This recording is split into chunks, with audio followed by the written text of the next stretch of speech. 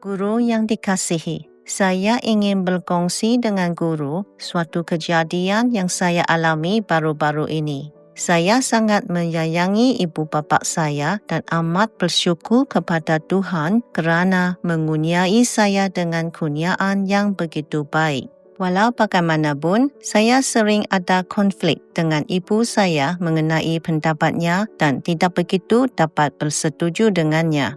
Namun begitu, saya tidak menyuarakan pandangan saya kerana saya tidak mahu menyakiti perasaannya. Kadangkala, ia sukar untuk mengawal fikiran saya.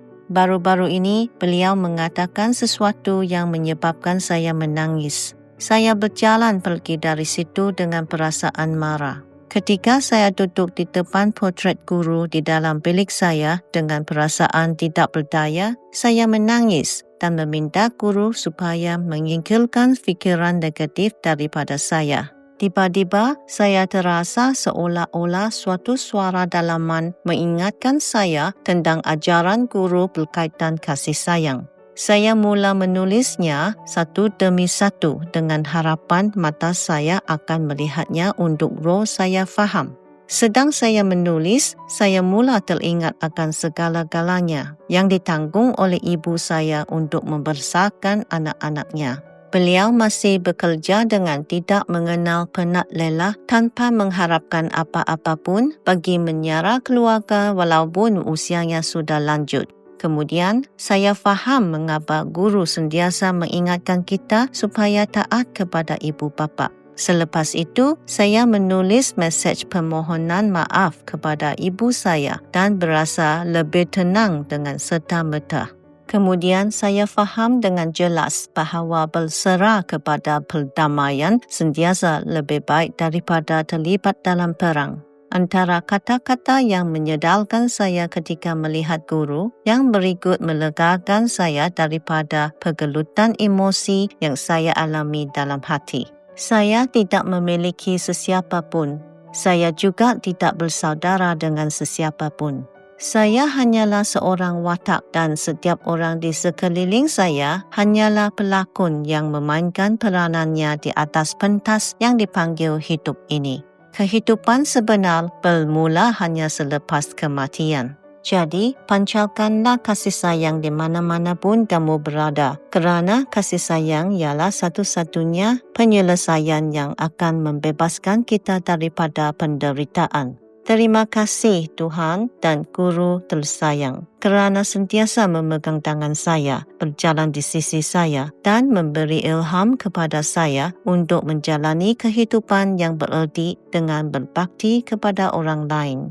Tiada kata-kata untuk menggambarkan lautan kasih sayang Guru yang tidak terbatas. Saya berharap manusia akan belajar untuk mengikut jalan kasih sayang tanpa syarat bagi mengalami syurga di bumi semula. Saya mengasihi guru dengan sepenuh hati dan berharap suatu hari nanti saya akan dapat membuat guru bangga apabila saya memperoleh kebijaksanaan sebenar. Anak murid guru yang taat, Jolene dari Malaysia.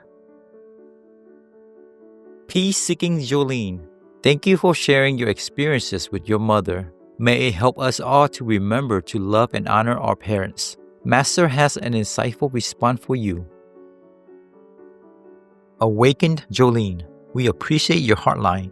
It is hard for sons and daughters to comprehend the sacrifice and attentiveness that their parents provide.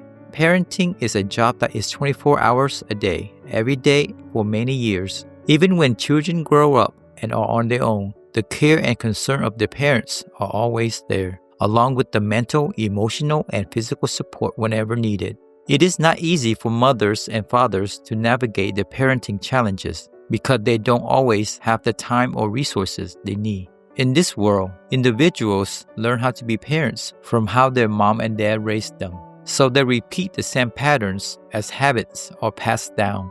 It is good that you were able to step back and find the teachings that allowed you to see the bigger picture. Love is always the answer to every problem. It makes me happy to know you found this solution in your heart. But if any disciple tunes in with the Master within, they will realize that the true Master does not use only verbal language to teach any beings, but the Master's true teaching is by the immeasurable Master inner power from the universal, limitless force. Hence, no space, time, language can be of any boundary. Glad you have access to some small, etc. parts of it. Continue with your Kuan Yin meditation practice to open yourself to more wisdom horizons, my precious. May you and the good-natured people of Malaysia experience the peace of heaven within and all around you. My love is always with you.